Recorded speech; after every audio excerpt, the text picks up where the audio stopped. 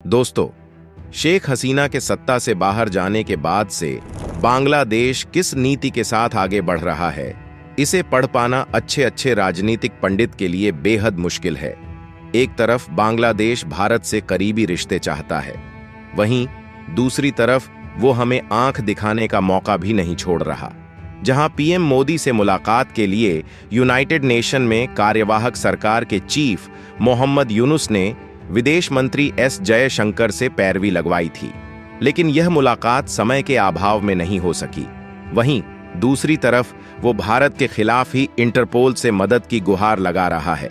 और हद तो तब हो गई जब हाल ही में उसने हिंद महासागर में चीनी नेवी के रिसर्च वेसल को आने की इजाजत दे दी। लेकिन इस बीच भारत ने पाकिस्तान के सामने ऐसी शर्त रख दी जिससे पाकिस्तान टेंशन में आ गया है। पूरी अपडेट क्या है, आइए समझते हैं आज की इस वीडियो में। लेकिन आगे बढ़ने से पहले इस वीडियो को एक लाइक करके चैनल को सब्सक्राइब अवश्य कर लीजिए, क्योंकि यह आपके लिए 1 सेकंड का काम है, लेकिन इससे हमारी काफी बड़ी मदद होती है। दरअसल बांग्लादेश अब सुधरने का नाम नहीं ले रहा है और बांग्लादेश की सरकार लगातार भारत को उकसाने वाले काम कर रही है। आपको बता दें, पिछले महीने यूनाइटेड नेशन में अंतरिम सरकार के चीफ मोहम्मद यूनुस ने पीएम मोदी से मिलने के लिए विदेश मंत्री एस जयशंकर से अनुरोध किया। तब ऐसा लग रहा था कि भारत बांग्लादेश करीब आ सकते हैं, लेकिन पड़ोसी देश की विदेश नीति समझ से परे है। मुद्दे की बात यह है कि बांग्लादेश के चीफ पब्लिक प्रोसिक्यूटर ने एक बयान में कहा है कि वो शेख हसीना को वापस स्वदेश लाने के लिए इंटरपोल की मदद लेंगे, जबकि इससे पहले वो कोर्ट के माध्यम से सभी कानूनी कार्रवाई को पूरा कर रहे हैं और जल्द ही वो भारत के खिलाफ इंटरपोल जाएंगे। यहां पर सोचने वाली बात यह है कि मोहम्मद यूनुस सरकार में इतने अहम पद पर बैठा कोई व्यक्ति बिना उनकी इजाजत के तो भारत के खिलाफ इतना बड़ा बयान नहीं दे सकता है। बताते चले, शेख हसीना बांग्लादेश से भागने के बाद से ही भारत में रुकी हुई हैं, जिसके चलते बांग्लादेश की जनता में लगातार बढ़ती नाराजगी के कारण अंतरिम सरकार भारत विरोधी गतिविधियों को अंजाम देने से बाज नहीं आ रही है। और अब भारत के खिलाफ बांग्लादेश का चीन प्लान सामने आ रहा है।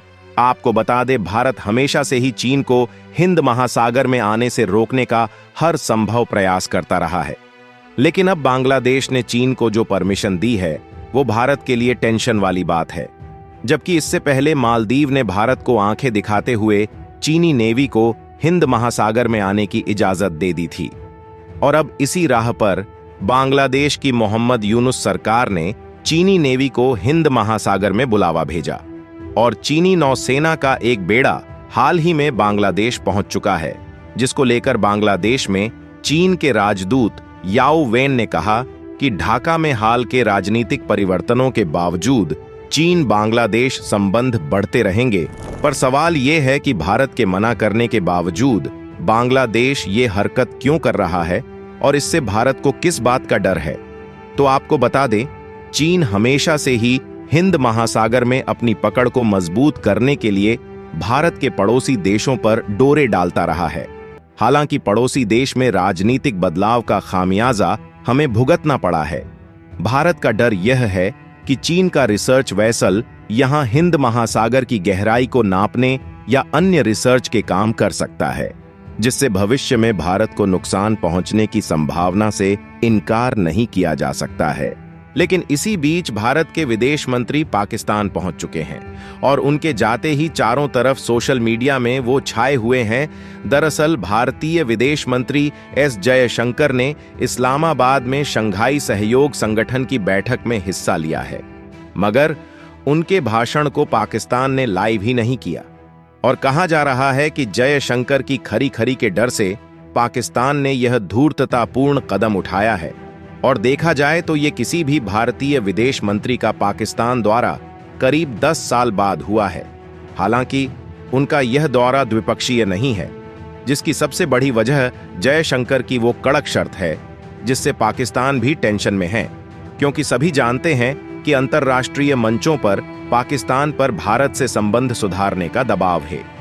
और इसी बीच एससीओ शिखर सम्मेलन में जयशंकर ने पाकिस्तान और चीन को नाम लिए बिना ही संकेतों में कहा कि सहयोग आपसी सम्मान और संप्रभु समानता पर आधारित होना चाहिए, जिसे वास्तविक साझेदारी पर बनाया जाना चाहिए और इसमें एक तरफा एजेंडा नहीं होना चाहिए।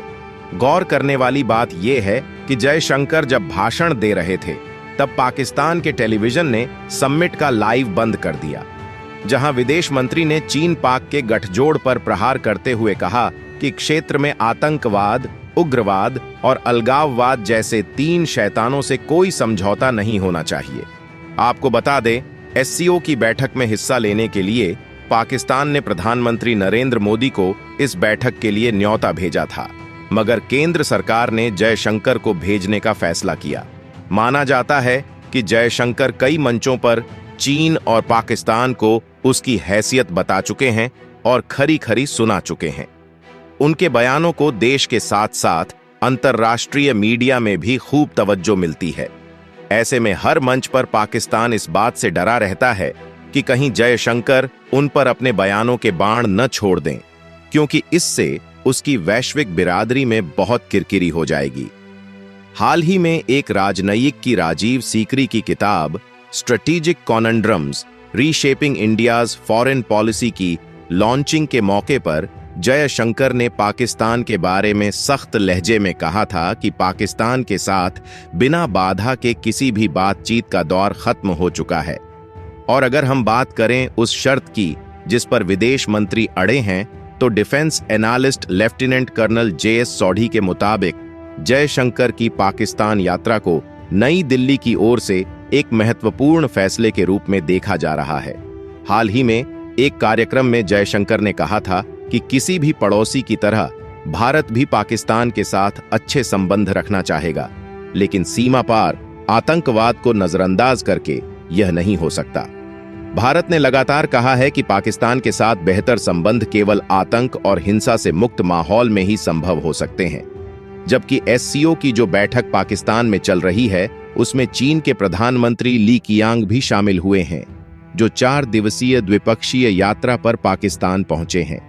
और हैरानी वाली बात यह है कि चीन पाकिस्तान के अधिकारियों की बैठक के बाद दोनों देशों ने 30 सूत्रीय साझा बयान जारी किया, जिसमें कश्मीर मुद्दा भी शामिल था। जहां चीन पाकिस्तान के 30 सूत्रीय बयान के 25वें बिंदु में कश्मीर मुद्दे का जिक्र किया गया है। चीनी प्रधानमंत्री ने कश्मीर मुद्दे को UN चार्टर से हल करने की बात कही है और जोर दिया है कि कश्मीर मुद्दे को दोनों देश शांतिपूर्ण ढंग से हल करें।